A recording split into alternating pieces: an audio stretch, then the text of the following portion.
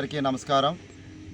ఆదివాసీ JAC Seethampeta కార్యదర్శి బిడ్డి కుమామహేశ్వరరావు, అలానే ఆదివాసీ సేన ఉపాధ్యక్షులుగా పనిచేస్తుంటాను. ఈరోజు ఈ మీడియా ముఖంగా మాట్లాడే ప్రధానమైన కారణం ఇచ్చాపురం ఎమ్మెల్యే బెందాల అశోక్ కుమార్ గారు మా ఆదివాసీ సమాజం పైన, యావత్ సమాజం పైన ఆయన కించపరుస్తూ మాట్లాడే విధంగా ఉన్నది. కాబట్టి మా యొక్క డిమాండ్ ఏంటంటే అతను బేషరతుగా క్షమాపణ చెప్పాలనే మా డిమాండు. ఎందుకంటే ఆయన ఒక గౌరవ సభ వ్యక్తిగా అతను ఉద్దేశపూర్వకంగా అతను ఒక వ్యక్తి మీద దాడి కాదు, అది యావత్తు ఆదివాసీ సమాజం మీద చేసినటువంటి దాడిగా మేము భావిస్తూ ఉన్నాము. కాబట్టి మేము కోరుకునేది ఏంటంటే ఆ యొక్క అనుచితమైనటువంటి వాక్యాలు వెనక్కి తీసుకోవాలని మేము కోరుకుంటున్నాం. ఎందుకంటే ఈరోజు ఆయన మాట్లాడి రేపు ఇంకొక ఆయన మాట్లాడతారు. ఎందుకంటే అతను ఒక మాట అన్నారు, 27,000 మందికి ఒక రిప్రజెంటేటివ్గా నేను రిప్రజెంటేటివ్గా మాత్రమే నేను అక్కడ మాట్లాడడం జరిగిందనేసి. నిజమే, రిప్రజెంటేషన్ ఇవ్వడంలో తప్పు లేదు. కానీ దాన్ని ఒక ఆదివాసీ సమాజంగా ఒక వ్యక్తి మీరు ఎలా మాట్లాడారు కదా అని అడిగినప్పుడు దాన్ని సర్ది చెప్పే మార్గంలో మీరు సమాధానం చెప్పుంటే బాగుండు. కానీ మీరు నోటికి వచ్చినట్టుగా ఇష్టానుసారంగా వివక్షను కోల్పోయి నీకు నచ్చినట్టుగా మాట్లాడడం వల్ల మేము ఒక సమాజంగా, ఒక ఆదివాసీ సమాజంగా చాలా బాధపడుతున్నాం. ఒక బాస్టర్డు, ఒక లంజా కొడుకు అనే మాట మీరు ఒక గౌరవ సభ ఒక వ్యక్తిగా నువ్వు మాట్లాడడం అనేది మేము చాలా బాధపడుతున్నాం. నిన్ను ప్రశ్నించడానికి ఒక ఆదివాసీ సమాజంలో క్వాలిఫికేషన్ ఎంత ఉండాలి, ఆ క్వాలిఫికేషన్ ఎంత అయితేనే మిమ్మల్ని ప్రశ్నించాలి. అది మీరు ఎట్టి పరిస్థితుల్లో చెప్పాల్సిన అవసరం ఉంది. అలానే మీరు 27,000 మంది కోసం మీరు మాట్లాడుతున్నారంటే 10 సంవత్సరాల కంటే వాళ్ళందరూ వడ్డీ వరియాలు ఒరిస్సా నుంచి మైగ్రేట్ అయిన వాళ్ళందరూ కూడా ఓటు హక్కు ఉంది. కాబట్టి ఆ ఓటుతో నేను ఎమ్మెల్యేగా గెలవచ్చు అనేసి ఒక క్రూరమైనటువంటి, ఒక దురుద్దేశమైనటువంటి ఆలోచనతో ఆదివాసీ సమాజాన్ని తొక్కేయాలని ఒక నెపంతో మాత్రం మీరు మాట్లాడారని మేము భావిస్తూ ఉన్నాం. ఈరోజు మా భూములు కోల్పోతున్నాం, మా ఉద్యోగాలు నిజమే, మీరు అన్నారు కదా ఏమని ఒక మాట, మీరు ఇది నాలెడ్జ్ లేని వాళ్ళని అన్నారు, మీరు of knowledge colony. Of knowledge అని నిజంగా మీరు అనేది వాస్తవానికి 100% నిజమే. మాకు ఆఫ్ నాలెడ్జ్ కాబట్టి ఐటీడీ అధికారులు బైలా అమలు చేయడం లేదు, గురుకుల బైలా అమలు చేయడం లేదు, ఐటీడీ బైలా అమలు చేయడం లేదు. 1992లో వచ్చినటువంటి సుప్రీంకోర్టు తీర్పు కూడా అమలు చేయలేదు. అదే అమలు చేసుంటే సుమారుగా మా యొక్క గిరిజన పోస్టులు దగ్గర రమారమి 4,000 పోస్టులు జనరల్ డిఎస్లో కలిపేవారు కాదు. మొన్న గౌరవ ముఖ్యమంత్రి గారు మెగా డిఎస్ అని తీసినప్పుడు మా యొక్క పోస్టులు కలిపేసేవారు కాదు. మాకు అడిగే అవకాశం లేక, మాకు అంత నాలెడ్జ్ లేక మీనాటి మేధావులు అందరూ కలిపి ఆ డిఎస్సిలో కలిపినారు. ఆ కలపడం వల్లే మా గిరిజనులు ఇంకా బెచ్చగాలి అవ్వాలి. ఆ పోడి వ్యవసాయం చేసుకోవడానికి కూడా మా భూములన్నీ కూడా గ్రానైట్లని తవ్వుకుపోతున్నారు, మైనింగ్లని తవ్వుకుపోతున్నారు. అవన్నీ తెలిసినాయే కదా. నిజంగా చెప్పండి, మీరు అదే ప్రాంతంలో స్వాతంత్రం రాకముందు నుండి ఉన్నటువంటి గిరిజనులకి మీరు చేసిన సేవ ఏంటి? వాళ్ళ సమస్యలు ఏ రోజైనా తెలుసుకోగలిగినారా? అసలు గిరిజనులకు ఎన్ని చట్టాలు ఉన్నాయి మీకు తెలుసా? అసలు ఏ రోజు వాళ్ళు పోడి వ్యవసాయంలోనే మగ్గిపోతున్నారని నీకు తెలుసా? కానీ ఈరోజు మీరు 27,000 మంది కోసమే ఎంత బాధపడుతున్నటువంటి మీరు ఏ ఉద్దేశంతో రేపు వాళ్ళు గిరిజనుల్లో కలిపేస్తే వాళ్ళు ఎలాగా ఆల్రెడీగా వాళ్ళు నాన్ ట్రైబ్స్ కాబట్టి గిరిజనుల్లో కలపడం వల్ల వాళ్ళకి ఈ భూముల మీద ఎలాంటి ప్రేమ ఉండదు. కాబట్టి వాళ్ళు గిరిజనులు అయితే వాళ్ళ పేర్లతోటి భూములు కొనేవచ్చు, గ్రానైట్లో మేము స్వాధీనపరుచుకోవచ్చు. ఏ రోజుకైనా ఆ యొక్క భూమిలో ఉద్యోగాలు, ఐటీడీకి వచ్చినటువంటి నిధులు వాళ్ళ ద్వారా మేము ఆ పెట్రోల్ బంకులు కావచ్చు, పెద్ద పెద్ద పరిశ్రమలు మేము పెట్టుకోవచ్చు అని ఒక క్రూరమైన ఆలోచనతో మాత్రమే మీరు పెట్టారు. మీరు అన్నారనే మేము భావిస్తూ ఉన్నాము. కాబట్టి మేము ఒకటే అంటున్నాం, మీరు అనుచితమైనటువంటి వాక్యాలు ఎందుకు మీ పైన అట్రాసిటీ కేసు పెట్టకూడదు. మేము రాష్ట్ర స్థాయిలో ప్రతి ఒక్క ప్రాంతానికి మేము అవేర్నెస్ కల్పించి ఈరోజు మేము ఎట్టి పరిస్థితుల్లో ప్రతి ఒక్క పోలీస్ స్టేషన్లో మీ పైన అట్రాసిటీ కేసు ఎందుకు పెట్టకూడదో మీరు చెప్పాల్సిన అవసరం ఉంది. మేము ఒకటే, గౌరవ ముఖ్యమంత్రి వర్యుల గారు, పవన్ కళ్యాణ్ గారు, మేము ఒకటే కోరుకుంటున్నాం, మా ఆదివాసీ ఆడబిడ్డల పైన ఒక లంజా అనే ఒక ముద్ర వేసినటువంటి ఒక ఎమ్మెల్యే పైన ఆయన ఒక విప్పుగా పనిచేస్తున్నాడు. కాబట్టి అతను తక్షణమే బర్తరఫ్ చేయాలని మేము డిమాండ్ చేస్తున్నాం. ఈ రోజు కానీ మీరు బర్తరఫ్ చేయకపోతే సీతంపేట నుంచి భారీ ఉద్యమం అనేది రాష్ట్ర స్థాయిలో వస్తుందని మేము హెచ్చరిక చేస్తున్నాం. ఈరోజు ఇప్పటికే అణగారినటువంటి ఆదివాసీలకి, అంటరానినటువంటి ఆదివాసీలకి నిజమే సార్, మాకు ఆఫ్ నాలెడ్జీ గోసిగొడ్డగాలమే, మీరు ఇంకా కూడా ఉన్న గోసిగొడ్డ కూడా లాగేయడానికి మీరు ప్రయత్నం చేస్తున్నారని మాకు స్పష్టమైనటువంటి అర్థమవుతుంది. మీ యొక్క ఆలోచనలు వెనక్కి తీసుకోవాలని హెచ్చరిక జారీ చేస్తున్నాం. ఎవడు ఫోన్ చేసినా ఎవడు బెదిరించినా భయపడేది లేదు. మా ఆదివాసి హక్కుల జోలికి వస్తే మాత్రం కబడదారని హెచ్చరిస్తున్నాం. ఇప్పటికైనా సరే ఈ యొక్క కూటమి ప్రభుత్వం పైన మంచి విశ్వాసం, నమ్మకం, గౌరవం ఉన్నది. అలాంటి టైంలో మేము న్యాయపరంగా మాత్రమే కోర్టుకు వెళ్ళాం, కానీ ప్రభుత్వాన్ని ఏ రోజు మేము విమర్శించలేదు. ఈ మెగా డిఎస్సి తీయడం మేము చాలా ఆనందంగా ఫీల్ అయినాం, హక్కుగా ఫీల్ అయినాం. ఎందుకంటే ఇన్ని రోజులు ఒక మెగా డిఎస్సి కోసం ఎదురు చూసినటువంటి మాకు, కానీ మా పోస్టులు, మా గిరిజన పోస్టులు, ట్రైబల్ వెల్ఫేర్ పోస్టులు మాకు కల్పించాలని మనం అడుగుతున్నాము తప్ప మెగా డిఎస్సి గురించి మేము ఎక్కడ వ్యతిరేకించలేదు, అది గమనించాలి. కానీ ఈరోజు ఆయన కేవలం ఇది యావత్ ఆంధ్రప్రదేశ్లో ఉన్నటువంటి గిరిజనుల సమూహాన్ని ఈరోజు ఒక లంజిగా ట్రీట్ చేశాడు. కాబట్టి అతనికి ఎట్టి పరిస్థితి బర్తరఫ్ చేయాలి. మేమైతే మాత్రం ఎట్టి పరిస్థితి అతను ప్రతి ఒక్క స్టేషన్లో అట్రాసిటీ కేసు పెట్టి మేము తీరుతాం.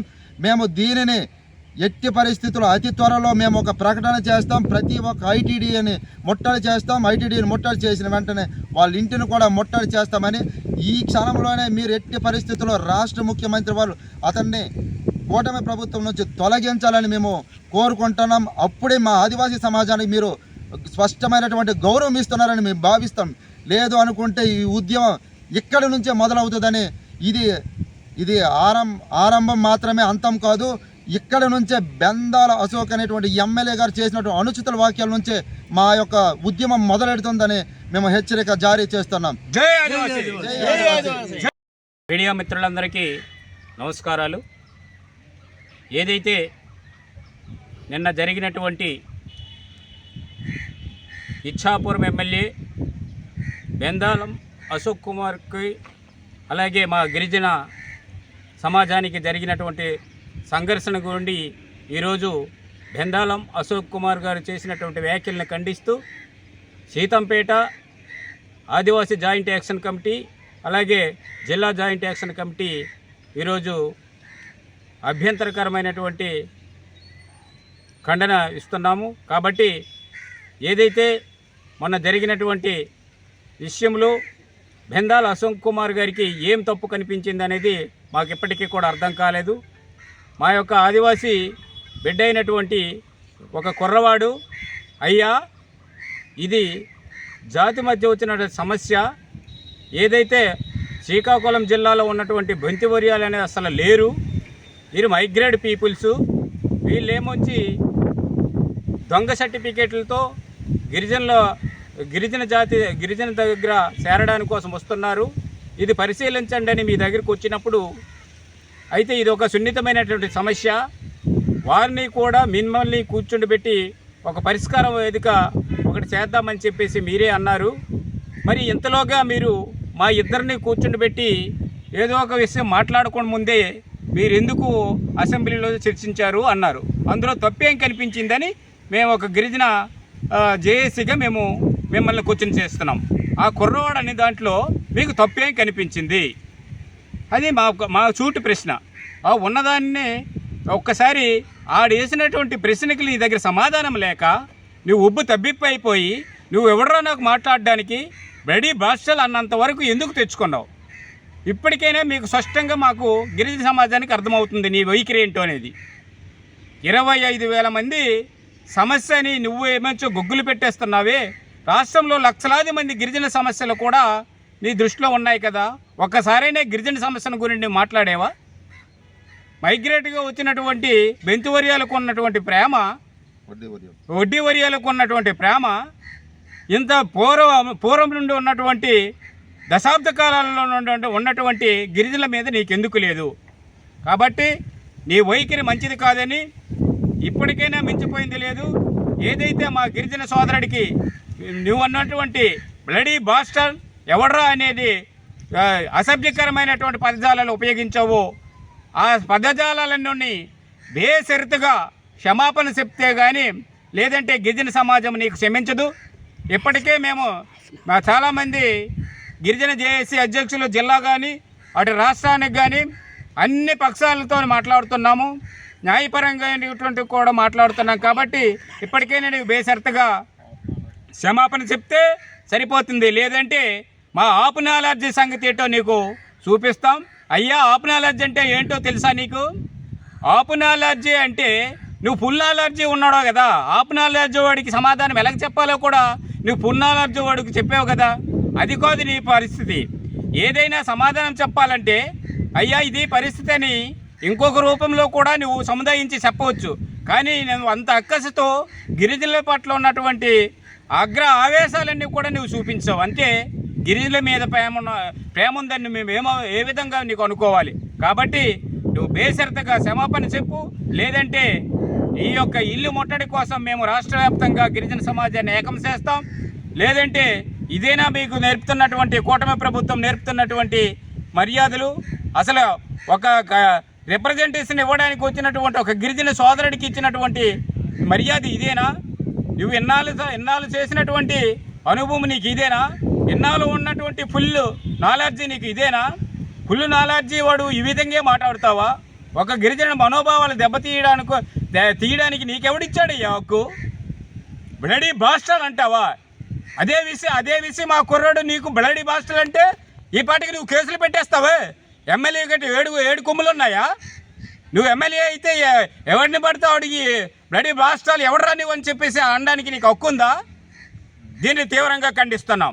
కాబట్టి బేషరతుగా క్షమాపణ చెప్పు, లేదంటే గిరిజన సమాజం నీకు క్షమించదు. నీ వెంట పడుతూనే ఉంటాం. క్షమాపణ చెప్పినంత వరకు నీ వెంట పడుతూనే ఉంటాం. ఇప్పటికే అనేక పోలీస్ స్టేషన్లో నీ మీద కంప్లైంట్ చేస్తాం. ఇది ఎప్పుడైతే పబ్లిక్గా గిరిజను పట్టుకొని ఈ విధంగా నువ్వు అగ్రావేశాలతో ఊగిపోయి వాడిని ఇష్టానుసారము మాట్లాడేవు, వల్గర్గా మాట్లాడేవు, దీనికి మేము ప్రతి పోలీస్ స్టేషన్లో నీకు అట్రాసిటీ యాక్ట్ని మేము ఉపయోగిస్తున్నాం. కాబట్టి ఇప్పటికి కూడా నువ్వు బేషరతుగా క్షమాపణ చెప్పలేదంటే ఖబర్దార్ కాసుకో. ఇప్పటికైనా నువ్వు చెప్తున్నాం, గిరిజన సమాజము మీకు క్షమించదు. నీవు ఎక్కడ కలుగులో దాక్కున్నా నీకు లాక్కొచ్చి మరి క్షమాపణ చెప్పించే సత్తా సమర్థం ఉంది. మాకు ఆపనాలర్జీ ఉండబట్టే మాకున్నటువంటి హక్కులన్నీ ఉన్నాయి. మీరు దోసి తింటున్నారు నాయనా. మాకు ఆపనాలర్జీ ఉంది కాబట్టి మేము క్వశ్చన్ చేయం కాబట్టి మీ తాలూకా ఫుల్ మేధావితనం ఉపయోగించి మాకున్నటువంటి హక్కులన్నీ కాలరాస్తున్నారా నాయన. ఇప్పటికే మా గిరిజనులకు ఉన్నటువంటి మనోవేదనని, ఇప్పుడు ఉన్నటువంటి అరకొర సదుపాయాలతో మేము కొండ కోణంలో చచ్చిపోతుంటే ఎవడో వచ్చి మా జాతిలో దూరిపోతామంటుంటే ఆడు నిజమైనటువంటి గిరిజనుడు కాకపోతే రైండ్రా బాబాని మేము ఆహ్వానించాలా?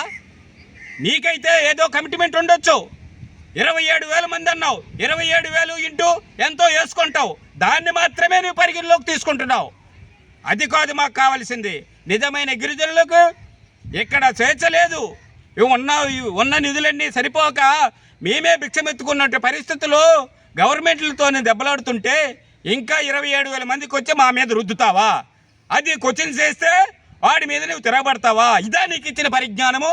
ఇదే నీ ఫుల్ నాలెడ్జీ? తిరిగి అడిగినోడికి ఆపు నాలెడ్జీ అంటావా? బుర్ర తక్కువ అంటావా? దీన్ని బట్టి ఎవడరా బుర్ర తక్కువ? బుర్ర తక్కువ అనేది ఎవడు? బుర్ర తక్కువ అనేది మా వల్గర్గా మాట్లాడి వాడికి ఇచ్చిన సమాధానాన్ని బట్టి అర్థమైపోతుంది ఇందులో బుర్ర తక్కువ ఎవడనేది. నేను పబ్లిక్ జనాలకే తెలిసిపోతుంది. కాబట్టి ఎప్పటికైనా సరే ఒళ్ళు దగ్గర పెట్టి మాట్లాడుకోవడం నేర్చుకోవాలి ఎవడైనా సరే. గిరిజన సమాజం అంటే అంత చులకనగా కనిపిస్తుందా మీకు?